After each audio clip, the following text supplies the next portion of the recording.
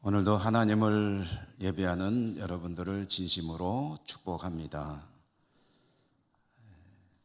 오늘 말씀 들으실 때 하나님의 음성이 들려오는 그런 은혜가 있기를 기원합니다.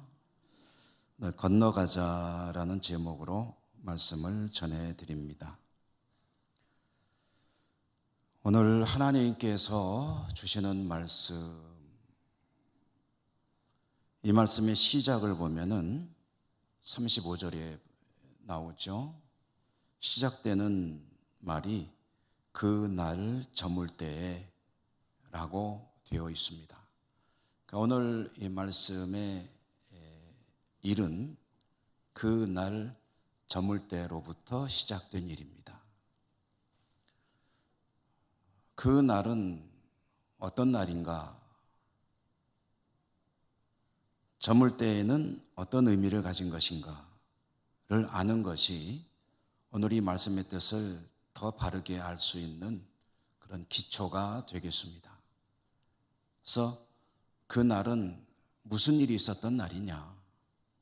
무슨 일이 있어가지고 그 날이라고 성경이 기록하고 있느냐? 먼저 그 날 어떤 날인가를 알아보겠는데요.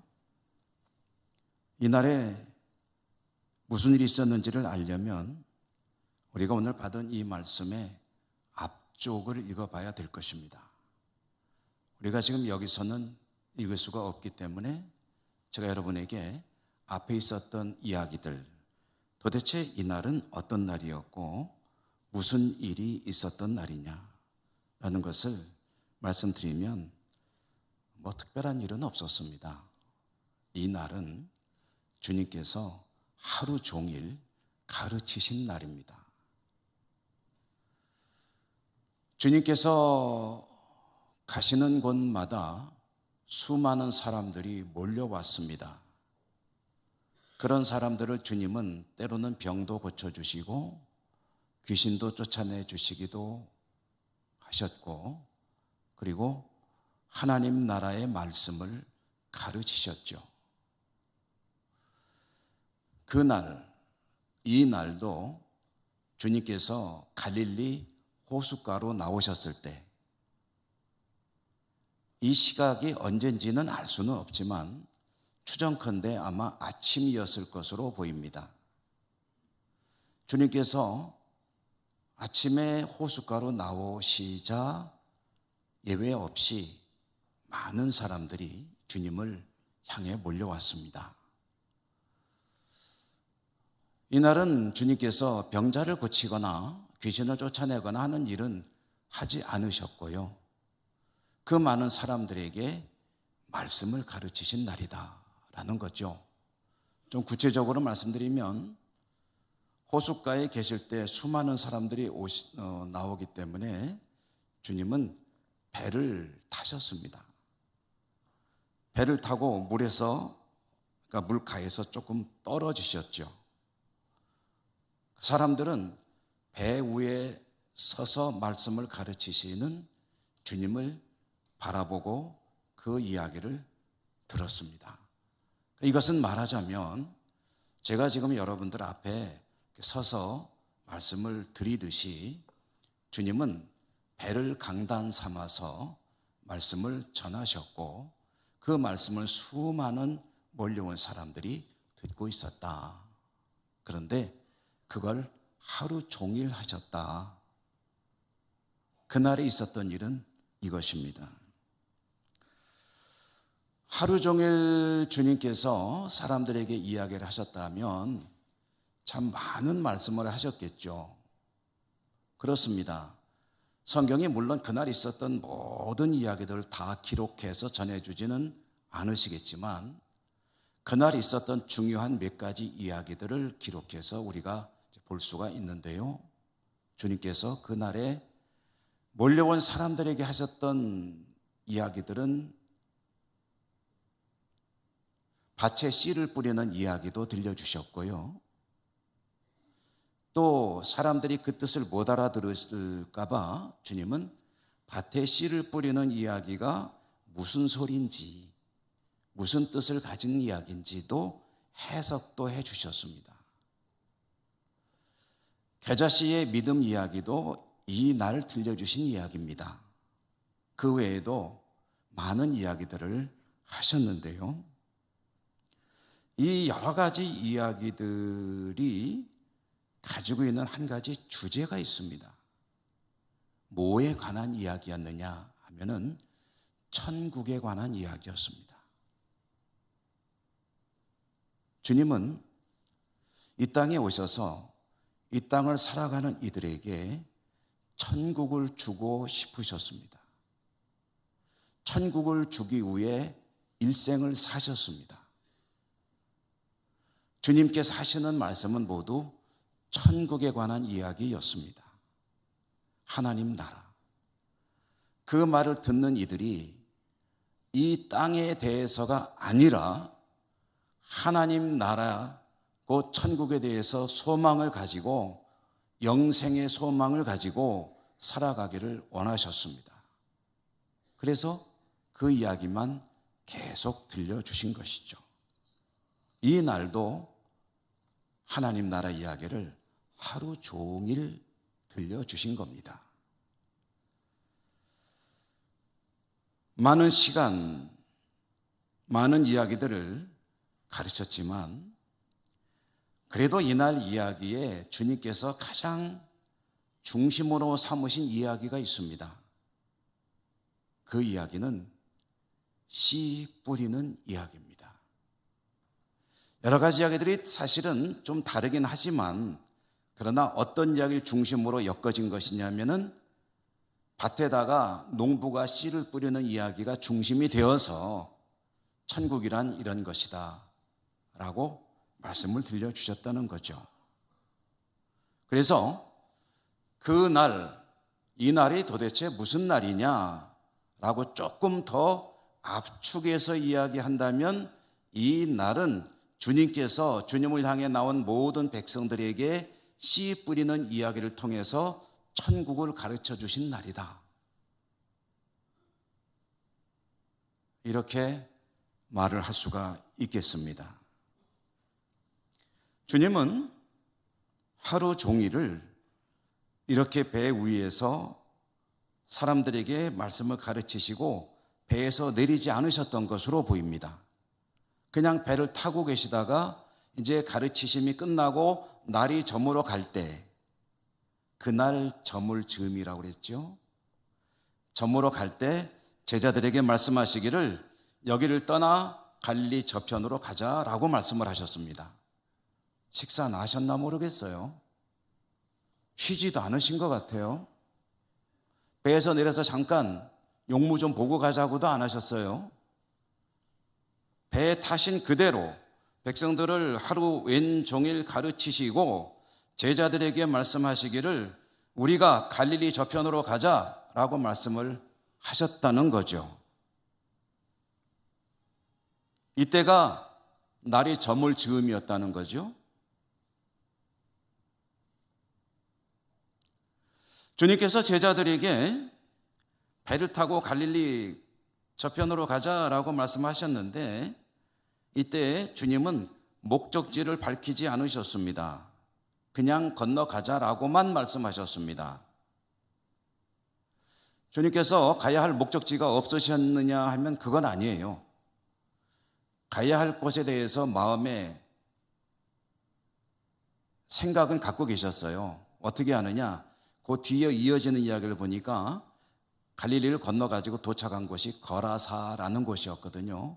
거라사라는 곳에서 군대 귀신 들린 사람을 고쳐주셨거든요.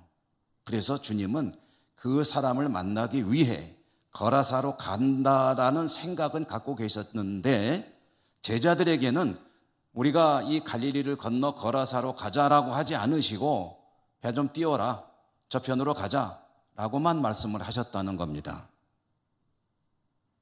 그러므로 오늘 이야기를 통해서 배를 움직이시는 주님의 의도가 드러납니다. 주님은 제자들에게는 건너편으로 가는 이야기 이전에 먼저 한 가지 일을 갖고 계획하고 계셨는데 그것은 호수 중앙으로 가자는 것이었습니다.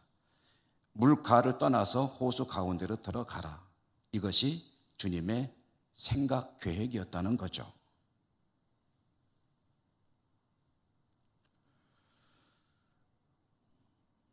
주님은 왜 그러면 호숫가를 떠나서 호수 가운데로 가자고 하셨을까?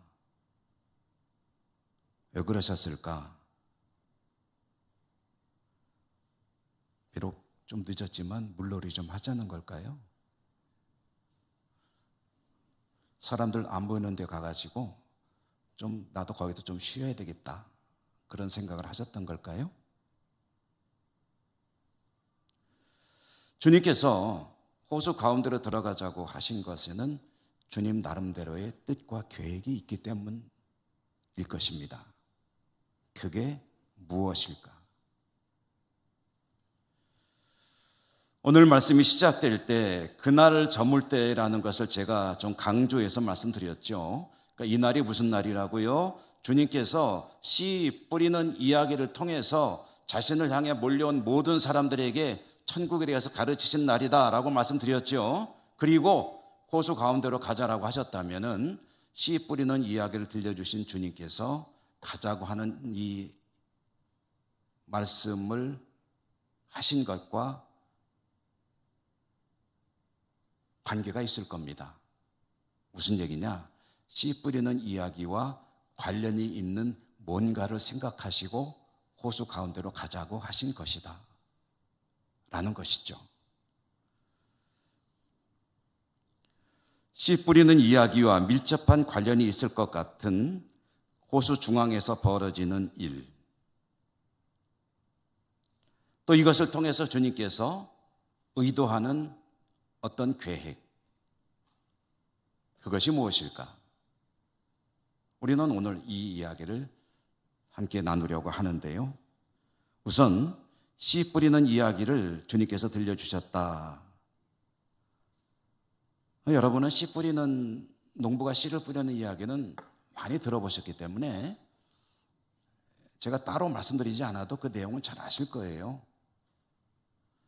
농부가 밭에다가 씨를 뿌립니다. 우리나라 농사하고는 좀 다르죠. 우리나라에서는 씨를 심죠. 모종을 심기도 하고 밭을 잘 갈아가지고 아주 정성껏 준비해서 이제 심는데, 이쪽 지방, 이 팔레스타인 이쪽 지방에서 농사를 짓는 이들은 그렇게 하지 않습니다. 요즘은 모르겠어요. 그러나 고대 사회에서는 어떻게 농사를 지었냐면 씨를 그냥 뿌렸습니다.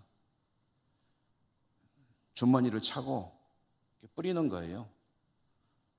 그래서 제가 말씀드린 적이 있는 것 같은데, 게으른 농부들은 씨를 뿌리는 것도 귀찮으면은 씨를 나귀 엉덩이에다 달아놓고 나귀 보고 너 좀 왔다 갔다 해, 그러면 나귀가 오락가락 하는 동안에 그 구멍을 뚫어 놓거든요, 주머니에다가. 씨가 아무데나 떨어지게 되겠죠. 그렇게 이제 말하자면 농사를 시작합니다. 그런데 이렇게 씨를 뿌리는 밭이 있는데, 이 밭은 우리나라 같이 잘 갈아놓은 준비된 밭이 아니고 여러 가지 성격의 다른 땅들이 섞여 있는 밭입니다. 이 밭은 어떤 곳은 사람들이 그쪽으로 자꾸 다녀가지고 길이 돼버린 곳도 있고요. 자꾸 다니다 보면 땅이 다져지잖아요. 그럼 길이 돼가지고 거기에는 씨가 자리를 잡을 수가 없습니다. 땅이 굳었기 때문에. 또 어떤 곳에는 돌이 많이 섞여 있습니다. 또 어떤 곳에는 가시덤불들이 덮고 있습니다. 또 어떤 곳에는 그래도 땅이 돌도 없고 가시덤불도 없고 굳어 있지도 않아서 땅이 부드럽고 좋은 곳이다 하는 그런 곳도 있습니다. 그러니까 농부가 씨를 뿌리는 밭에는 적어도 이 네 가지, 주님의 말씀에 의하면 네 가지 성격의 서로 다른 땅들이 섞여 있는 그것이 하나의 밭을 이루고 있고, 그 밭에다가 농부는 씨를 뿌린다는 거예요.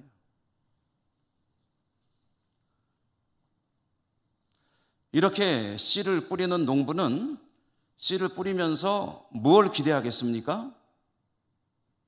씨를 뿌렸으면 바라는 게 있을 거 아니에요. 심심해서 씨를 뿌리는 건 아니잖아요. 놀이로 씨를 뿌려서 결실을 거두기를 원하겠죠. 그런데 이렇게 씨를 뿌렸을 때 결실을 거두며 뿌린 씨가 떨어질 때 땅이 굳어버린 길로 떨어지기도 하고, 어떤 씨는 돌이 많은 곳에 떨어지기도 하고, 어떤 씨는 가시덤불이 우거진 곳에 떨어지기도 하고, 또 어떤 씨는 그래도 땅이 괜찮은 좋은 곳에 떨어지기도 한다는 겁니다. 농부는 씨를 뿌림으로 이곳에서 나름대로 어느 정도의 수확을 기대하면서 씨를 뿌렸지만, 애석하게도 뿌린 씨 중에 딱딱한 길이 된 곳에 떨어진 씨는 살지 못합니다. 그냥 죽는 거죠. 새가 와서 먹기도 합니다. 돌 위에 떨어진 씨도 뿌리를 내리는 듯 하다가 그냥 타 죽어버립니다. 뿌리를 깊게 내릴 수가 없기 때문에. 가시덤불 속에 떨어진 씨도 가시덤불의 기운에 막혀서 자라지 못하고 그냥 흐지부지 죽어버립니다. 비율을 똑같다고 생각하면 4분의 3은 죽어버리는 거예요. 그런데 그 중에 어떤 씨는 흙을 잘 갈아놓은 부드러워진 땅, 이것을 보통 옥토라고 하죠. 좋은 땅에 떨어집니다. 그러면 이 씨는 거기에서 뿌리를 깊게 내리고 이삭이 나고 열매를 맺고, 그래서 뿌린 농부에게 결실을 거두어 주는데, 오늘 성경에 보니까 30배로 60배로 100배로 결실을 거두게 되는 것이다. 주님께서 이 이야기를 들려주시고 제자들에게 호수를 건너가자 하고 호수 가운데로 향해 가는데, 이때는 날이 저물 때였더라. 이것이 오늘 이야기의 시작이라는 거죠.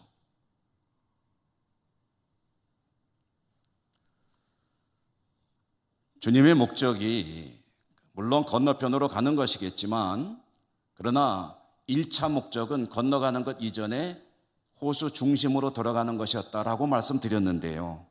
도대체 그러면 호수 가운데로 가자고 그러신 이유가 뭐냐? 거기 뭐가 있기 때문에 그리 가자고 하셨느냐?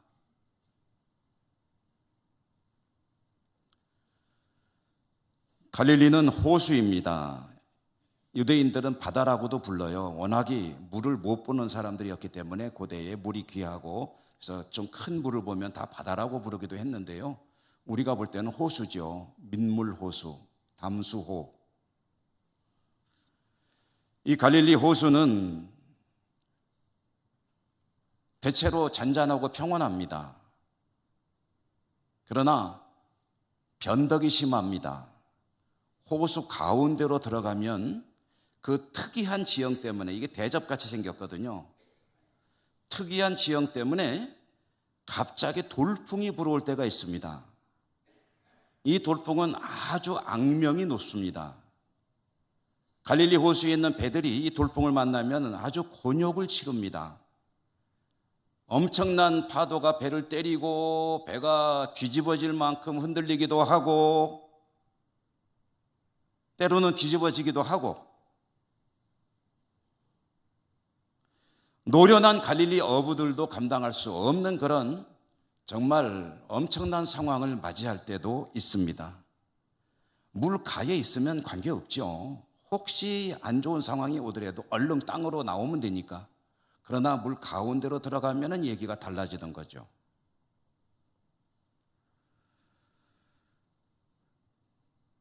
주님은 호수 가운데로 가자고 하셨습니다.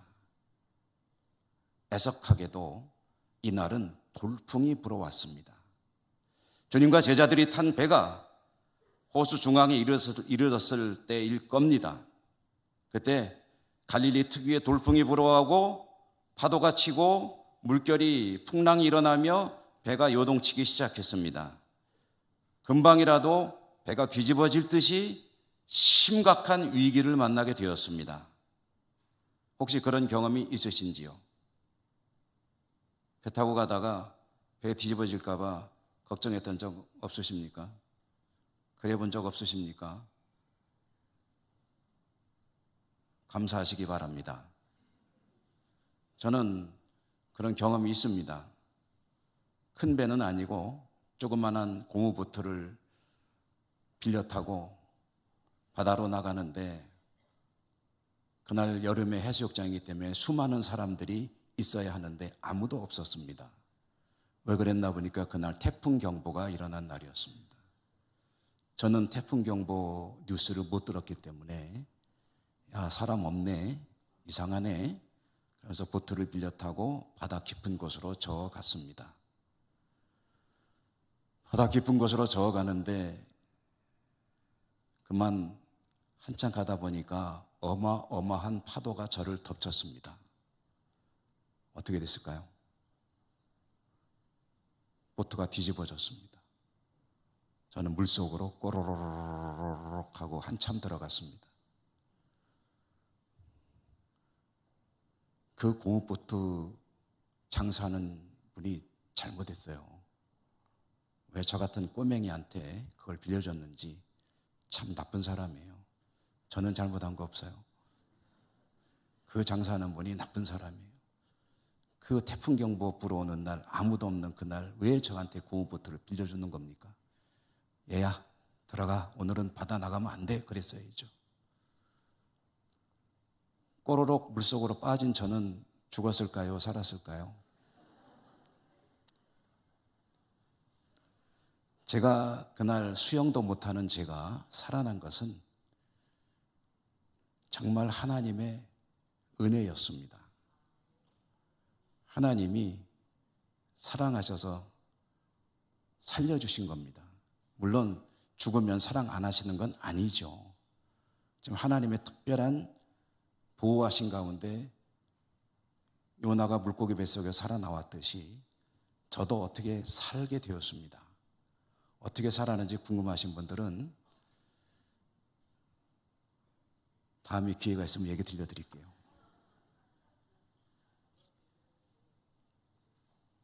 오늘은 시간 관계상 다음에 기회가 있으면. 주님과 제자들이 갈릴리 한가운데로 나갔는데 그 무시무시한 파도와 광풍이 배를 덮쳤습니다. 제자들은 그중에 노련한 어부들도 있잖아요. 있는 힘을 다해서 그 파도에 저항했을 겁니다. 그런데 그들의 힘으로도 어쩔 수 없는 상황이 닥쳤습니다. 이제는 배가 뒤집어지고 죽는 것은 시간 문제인 것 같은 그런 상황이었습니다. 그때 제자들은 문득 주님은 뭐하고 계시지? 하고 주님을 향해서 눈을 돌렸습니다. 주님 바라볼 겨를도 없었나 봐요. 주님을 바라보니 주님은 배 고물에서 주무시고 계셨습니다. 야, 그 난리통에 어떻게 주무시는 걸까요? 어마어마하게 피곤하셨던 걸까요? 어쨌든 주무시는 주님을 바라보면서 제자들은 화가 났습니다. 짜증이 났습니다. 왜 그랬을까요? 당연하죠.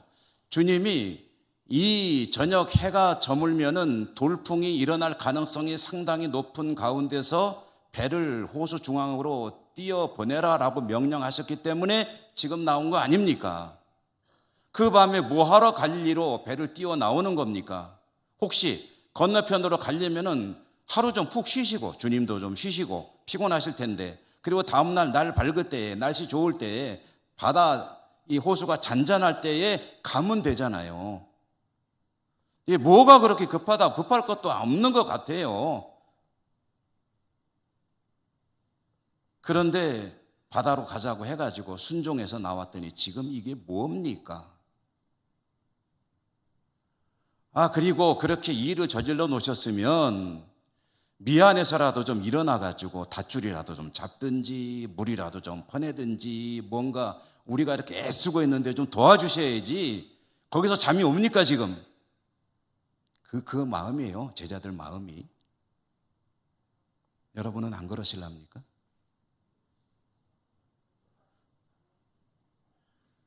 지금 자는 겁니까? 혹시 미안해서 주무시는 척 하는 거 아닙니까?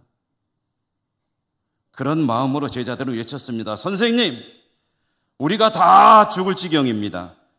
가만히 계실 겁니까? 아마 목소리가 굉장히 뾰족했을 거예요. 푹 찔렀을 겁니다. 주님께서 파도에는 끄떡도 안 하셨는데 제자들의 목소리를 듣고 잠에서 깨셨습니다. 그리고 그 다음에 뭐 하셨는지는 모르겠어요. 일어나셨는지 그냥 누워 계셨는지 일어나 앉으셨는지는 모르겠어요.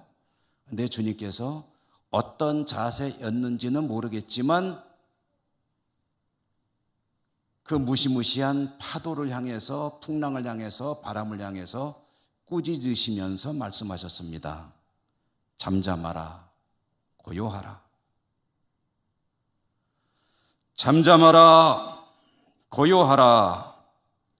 주님께서 말씀하시자 미친 듯이 날뛰던 풍랑과 바람이 고요해졌습니다. 이어서 주님은 제자들을 바라보시면서 이렇게 말씀하셨습니다. 어찌하여 이렇게 무서워하느냐? 너희가 어찌 믿음이 없느냐? 왜 그렇게 무서워하니? 어찌 그렇게 믿음이 없니? 이것이 주님께서 제자들에게 하신 말씀이었습니다. 어찌하여 그렇게 무서워하니? 어찌 그렇게 믿음이 없니라고 하는 이 말씀이 오늘 이 단락에서 어쩌면은 가장 중요한 이야기 중에 하나일 것입니다. 자, 여러분, 오늘 이야기는 주님과 제자들이 풍랑을 만나는 이야기입니다. 근데 그날 있었던 가장 중요한 일은 씨 뿌리는 이야기라고 말씀을 드렸습니다. 이 두 가지 사이에는 관련이 있을 수밖에 없습니다. 왜냐하면 그날, 어떤 날 씨 뿌리는 이야기를 들려주신 바로 그날 저녁에 주님이 제자들을 데리고 갈릴리 한가운데로 나가셨다라고 이야기가 시작되기 때문입니다. 필연적인 관련성이 있다는 거죠. 그러면 이 사건, 이 풍랑 사건 속에 씨 뿌리는 이야기는 도대체 어떻게 연결이 되는 걸까요? 우리는 이렇게 생각을 해보겠습니다. 주님께서 바라보실 때 제자들은 그 마음은 네 가지 씨가 뿌려지는 밭 중에 어떤 밭이었던 것일까요?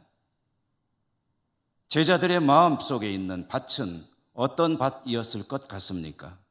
그들은 길가와 같은 밭이었을까요? 돌밭이었을까요? 가시떨기였을까요?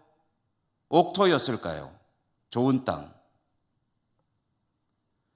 그들이 길가인지 돌밭인지 가시떨기인지는 좀 생각해 봐야 알 수가 있을 겁니다. 그렇지만 한 가지 확실한 것은 좋은 땅은 아니라는 겁니다. 지금 그들의 마음은 그렇습니다.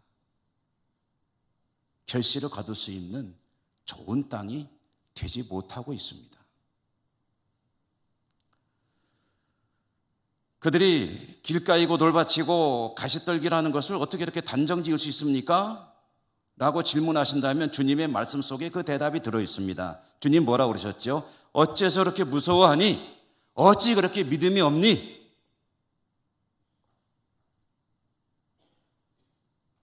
그들은 두려워했습니다.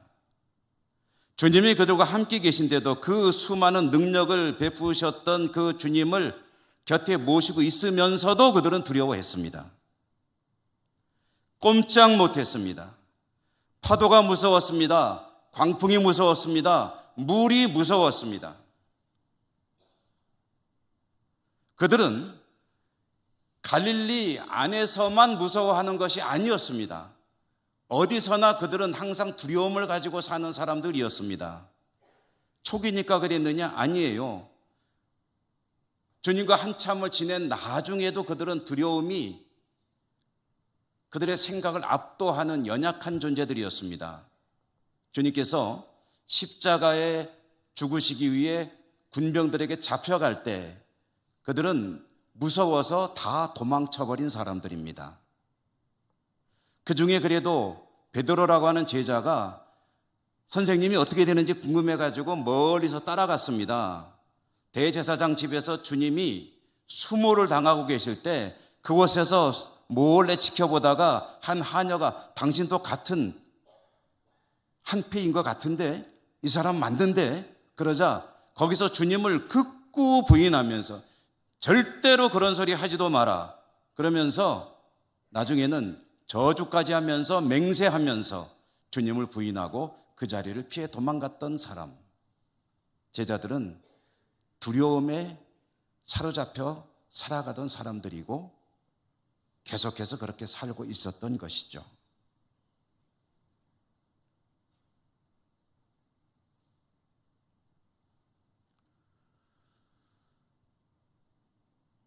두려움은 믿음을 배척합니다. 여러분, 믿음이라는 말의 반대말이 뭘까요? 그것은 불신앙이 아닙니다. 안 믿는 거가 아닙니다. 믿음의 반대말은 두려움입니다. 믿음 있는 사람은 두려움이 없습니다. 두려움이 있는 사람은 믿음이 없는 겁니다. 두려움이 큰 사람은 믿음이 적은 것이고 믿음이 큰 사람은 그렇게 두려워하는 일이 별로 없습니다. 믿음과 두려움은 서로 배척 관계에 있는 그런 것들입니다. 주님 말씀하시잖아요. 어째 그렇게 무서워하느냐? 믿음이 없느냐? 무서워하는 것은 믿음이 없다는 이야기입니다. 땅으로 비유해 본다면 그들은 길가이고 돌밭이고 가시떨기였습니다. 그런데 그렇게 좋지 못한 땅인 그들은 좋은 땅으로 바뀌어야 합니다. 왜 그렇죠? 막중한 사명을 받은 사람들이기 때문입니다. 그렇게 연약한 상태로 주님의 사명을 감당할 수 없는 거예요. 사람들이 밟고 다녀서 땅이 굳어 있다면 그 땅은 어떻게 해야 좋은 땅으로 만들 수 있을까요? 갈아엎어야죠. 돌이 많이 박혀있기 때문에 돌밭이 되어버린 땅이 있다면 어떻게 됩니까? 돌을 골라내야죠. 가시덤불이 덮었기 때문에 좋은 밭이 되지 못하고 있다면 어떻게 됩니까? 가시덤불을 싹 걷어내야죠.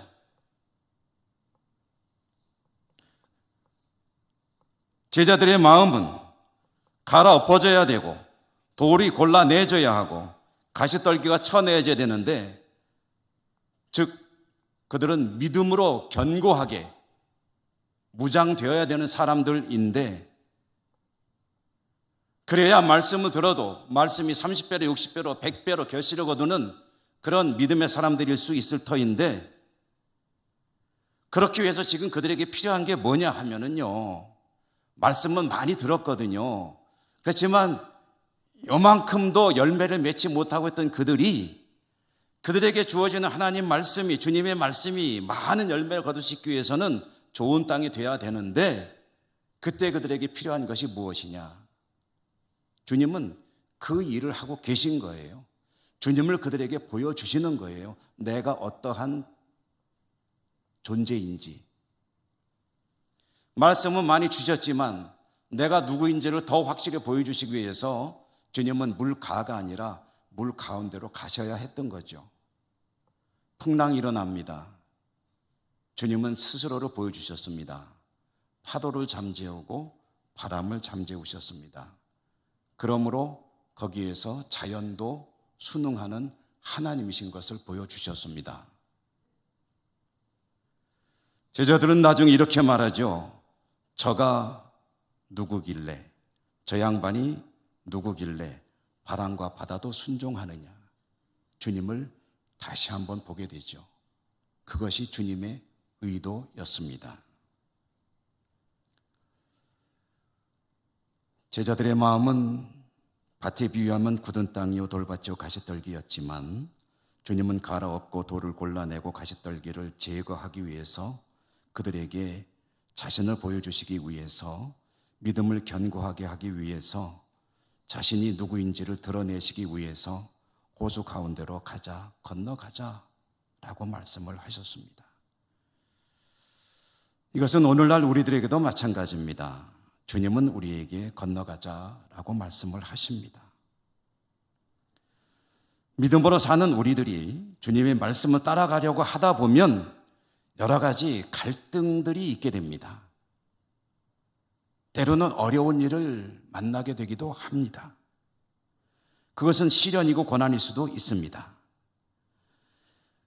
다른 것도 마찬가지겠지만 주님의 말씀 명령을 따르느라, 믿음을 지키느라 그렇게 갔더니 거기에서 뭔가 어려운 상황을 만나게 되었다 할 때 여러분, 그것이 고난이고 시련이라고 한다면 그것은 우리에게 무엇이겠습니까? 그것은 단지 어려운 일이 아닙니다.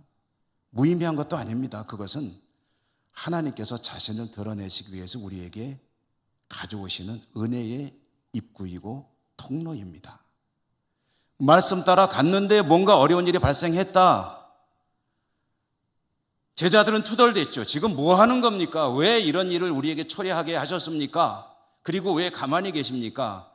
라고 말했지만 저나 여러분, 말씀 따라 가느라, 주의 뜻에 순종하느라 믿음으로 살았더니 어떤 어려움을 만났습니까? 그것은 주님께서 자신을 보여주시기 위한 은혜의 기회라는 것을 꼭 기억하시기 바랍니다. 그런 어려움의 시간들을 통해서 주님은 자신을 드러내시고 또 그 백성들의 믿음을 견고하게 다져주십니다. 여러분, 지금 어떤 어려움이 있으십니까? 제자들의 행동을 통해서 우리는 몇 가지를 깨닫게 됩니다. 또 주님의 말씀을 통해서 깨닫게 됩니다. 어떤 어려움이 있으시다면 이것이 의미 없는 무의미한 고난이 아니라고 생각을 하십시오. 두 번째로는 이것이 주님의 은혜의 기회라는 것을 잊지 마십시오. 긍정적으로 바라보시라는 거죠. 세 번째로는 제자들이 주님을 깨웠듯이 주님을 찾으십시오. 주님께서 오셔서 잠잠하라, 고요하라 문제를 잠재워 주시고 자신이 어떤 분인지를 드러내 주실 것입니다.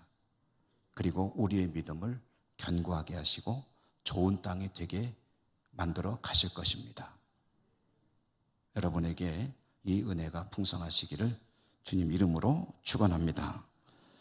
은혜로우신 하나님 감사합니다. 오늘도 저희들은 하나님 말씀을 들었습니다. 30배, 60배, 100배 결실을 거두는 복된 말씀 될 수 있도록 축복해 주옵소서.